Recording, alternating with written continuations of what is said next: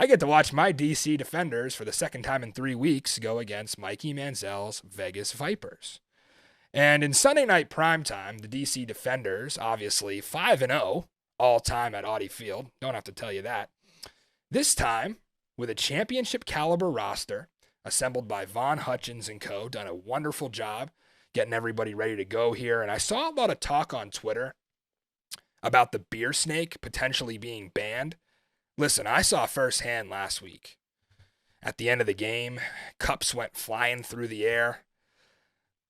I figured that would not be good for the future of the beer snake, but it doesn't seem to be the case. All the DC social media accounts were pushing it in the ticket promos this week, and maybe they assume that crowd is going to be more under control because we have a Sunday 7 p.m. game. Listen, we all know that's not the case. And the best way I can describe that Section 137, it feels like a college park frat basement. So these aren't people that care about how they feel on Monday morning. These aren't people that have to go take care of their kids and put their kids to bed. It's going to be just as rowdy as it was. You saw the lemons flying, launching during Seattle game. That was a night game. I don't know if they'll get to 16,000, right, because you rely on a lot of those families coming to fill that.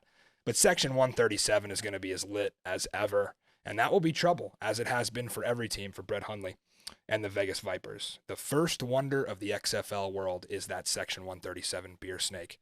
We'll see which ones we can add to that. So breaking down this matchup, let's find you the edge. Where do we go? Where do we bet on this one? The Vegas offense performed better all around against Seattle last week. This is exactly what you would expect from a spread offense that finally got some dry grass underneath their feet, didn't have to play and slinging in the rain and the wind. Brett Hundley is in, Luis Perez is out. No shock to anybody. I'm surprised it took as long as it did for that change to be made. And Vegas did improve in the run game, and a lot of that was on Hundley. You've rewind the show 2 weeks ago. I said, Brett Hundley, over 1,800 rushing yards in college at UCLA. It's a dual threat guy, big body guy, can run the ball better than Luis Perez. And they ended up gaining 8 first downs on the ground. They had 2 all season up to this point, so that was huge. And of course, I'm going to end up laying the points here. I know, spoiler alert, I'm going to do that all year until they prove otherwise. But remember, if you're looking at the Vegas side, Francis Bernard, who's been the quarterback for that Greg Williams defense at middle linebacker, suspended for 2 games for his actions in the post-game brawl in the Donnybrook that went down at Audi Field. They also lost Gabe Wright. He's another member of that front 7. So Vegas may be able to run the ball here with those 2 run stuffers out. And in rematches in any sport, right, whatever you're looking at, you always expect the team that lost to come out and outperform the way they did in the loss, right? Because it normally can't get any worse. The forecast looks awful again in DC. 37 degrees and rain. So that plays right into the defenders' hands. They want to run the ball, obviously. 42, to me, they missed on this total. And again, I will never take a DC under. But if you're looking at total similar to that Arlington-St. Louis over, this could potentially be an under with this bad weather coming in. Remember, we saw 18-6 last time these two met. Both teams did just have their total sail over, but again, good weather had a lot to do with that. DC did set the record for most XFL points in a game. Brett Hundley, keep an eye on him, limited in practice this week with a thigh. We saw him play through that against Seattle. Actually happened during the game, and he stayed out there and took them right to the end. The Sharps would tell you that DC has been scoring too much on defense and that's not sustainable, right? You're not going to get a pick 6 from Michael Joseph sitting in cover 2 running down that away sideline right up into the heart of Section 137. It literally looked like the same play against Seattle and then against St. Louis. You could freeze frame that. The only difference would be one was under the lights and one was during the day. Otherwise, literally the same exact play. There's no way it happens 3 times. That's what the odds makers would tell you. I think Michael Joseph and this DC defense capable of creating turnovers. Remember, Jamal Brooks is a guy who's going to need to step up for the defenders. He's going to be replacing Francis Bernard, going to be the captain of that defense. And he came through in week 1, forced that fumble from Ben DiNucci, who had a walk-in touchdown to put DC 0-1. Huge swing right there to end up 1-0. That was credit to Jamal Brooks. This team has persevered through all the training camp injuries that we thought would affect them. Remember, Jazz Ferguson and KD Cannon, the top two receivers on this Defenders team, moved to the IR after training camp. Kahale Waring was a big 6'6", 250-pound tight end out of San Diego State. He's on the IR. And then during the season, Jersey Mike, the center, Cody Conway at left tackle, Ty Clary, the backup center, all injured. Now you got the 2 suspensions on defense between Bernard and Wright. How will they respond? I think the same way they have all year.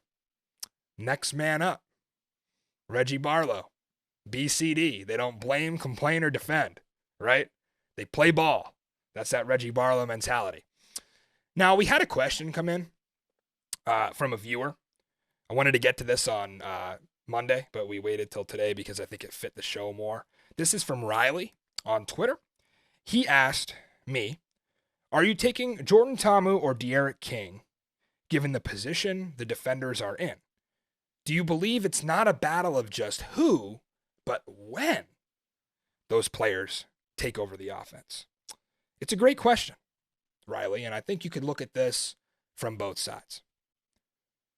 Both players can run effectively, but they can also both pass. They've both thrown a touchdown pass. They just did it last week. It's not a situation like they have in Houston where it's clearly Brandon Silvers throws it, Cole McDonald runs it. I think both guys can pass and run here. So Jordan Ta'amu's the starting quarterback of this team, and I don't think that should be questioned. Why would it be? They're 3-0.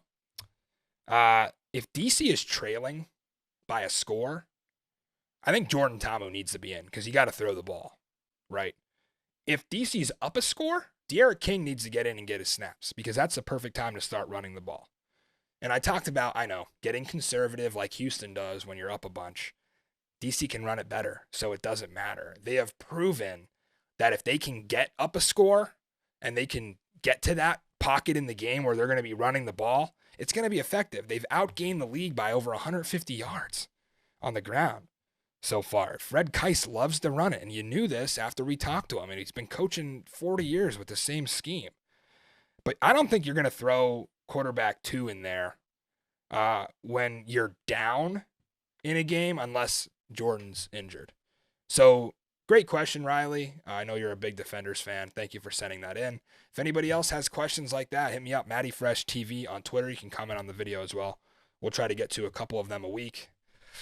No surprise who the pick here is for me. The DC Defenders for the 4th straight week will make it 4-0 in Audi Field, and I cannot wait. The Snake back under the lights. Mikey Manziel will be a no-show, I'm sure, again. No Vegas fans are traveling to this one. Let's be honest. Who you got, Zook?